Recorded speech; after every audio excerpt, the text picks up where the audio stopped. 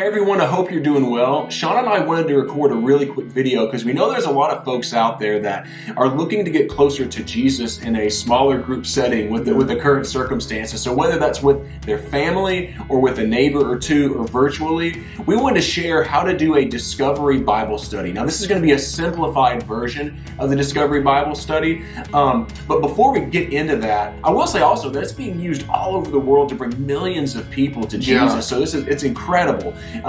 So before we get into the steps, the nitty-gritty of what a Discovery Bible study looks like, Sean's going to give us a few parameters.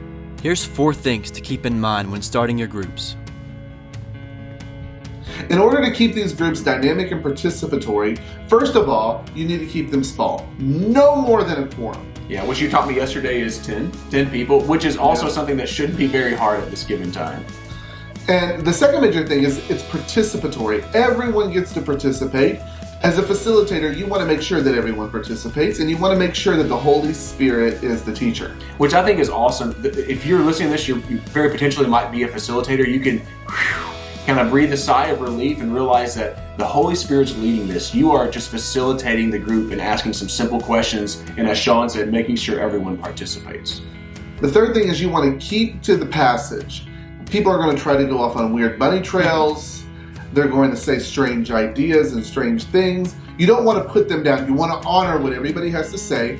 But there's two statements that I find very helpful when these happen. And one is interesting. Interesting. And then another one is, where do you see that in the passage? Can you show me That's where good. you saw what you just said in the passage? Yeah, that's good. So the last thing is food, fun, and fellowship. I'm down with all 3 of those. Oh yeah, Jesus was the master of eating other people's food. And I want to be just like him. I've already accomplished that goal. Oh yeah. Don't forget, keep the groups small. Everyone participates. Keep to the passage and have food, fun, and fellowship.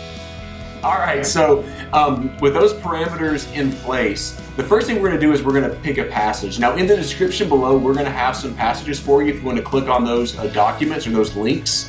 But also, you can feel free to go through a book of the Bible. I would encourage you to, those who are going to participate, to talk with them, and that way everyone can decide what they want to go through, and everyone feels invested. After you pick the passage, you're going to read the passage, and then you're going to simply reread the passage. That way you can marinate on it for a little while. We would encourage you to read it in another translation the second time, and also to get someone else that wasn't the first reader to read. That way everyone's participating. After that, you're going to tell the passage in your own words, like what happened in the passage, or retell the story. And you can do that a variety of ways. Like we've got kids 6 to 12. Sorry, I'm trying to think of how old my kids are. You can act that out with kids that age. Even with adults, you can act it out. And I know that Sean has a really cool way of doing this. Sometimes. Well, my wife is a puppeteer, so she likes in Discovery Bible Studies to actually hand out puppets That's neat. to the children to act out the story. And if you don't want to do that, just have someone retell. That way you all are thinking about it multiple times. After you've done that, Sean, what are some of the questions that we're going to ask? So there's actually 5 questions. It's divided into 4 parts.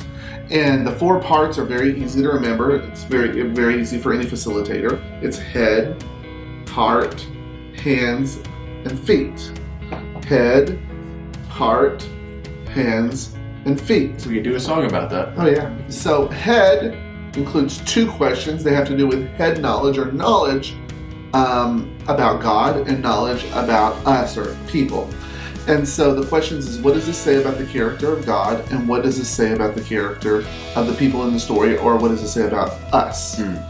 And so when people say this, I love that question, what does it say about God? Because when we learn about God, who God is, and we learn His character, we have an opportunity to become like Him. That's awesome. And so it's very important to keep it short. And both a good way to say it is God is, and then for us, we are. Yeah, and so for facilitators, what I would encourage you to do is to maybe give an example, because when you get in this group dynamic at first, oftentimes it's quiet, people aren't sure what to do. So I would give them a quick example, like God is merciful, like Sean said, extremely simple. That way everyone can feel like, well, I can do that. Or people are sinful, or something like that. And then that way they know what we're kind of looking for, and so they're not kind of sitting around wondering what to do. So after those 2 questions, what does this reveal about God and His nature, and what does this reveal about people?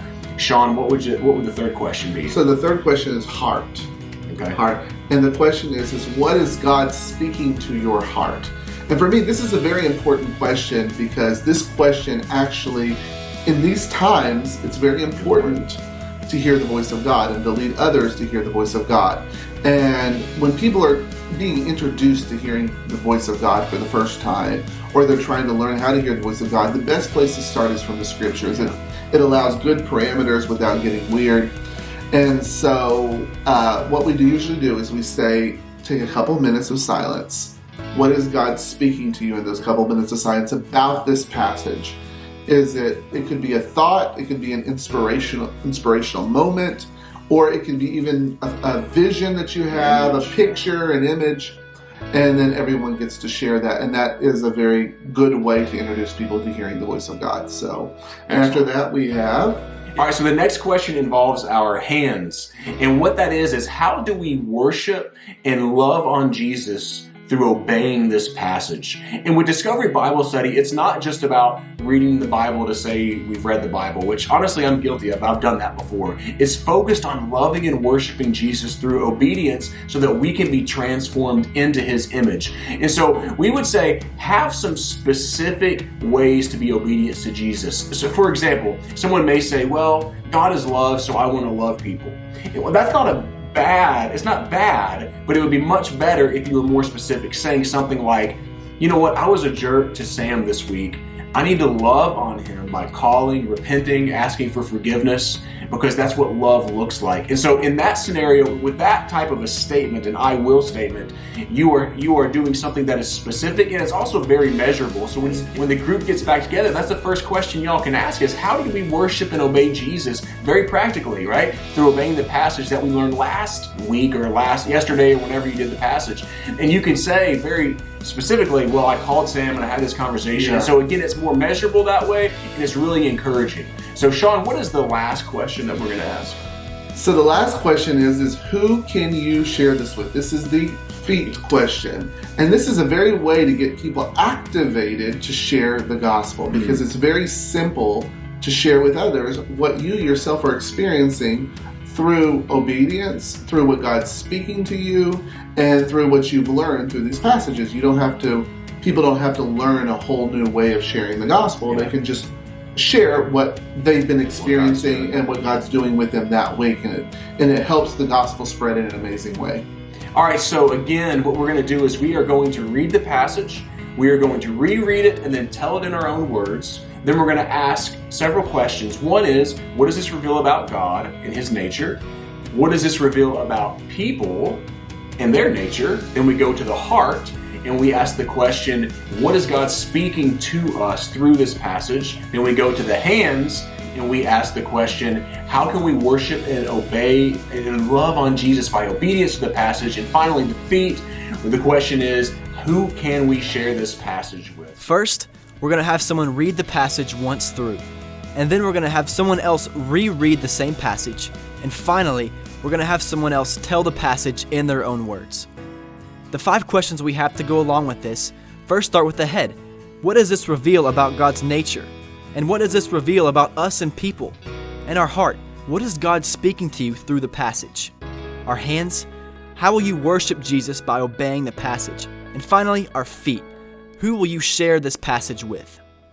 If you have any questions about any of this, we would love for you to connect with us. And you can do that by emailing us at connect@simeonscry.org. That's connect@simeonscry.org. And until next time, we love y'all. God bless you. Shalom.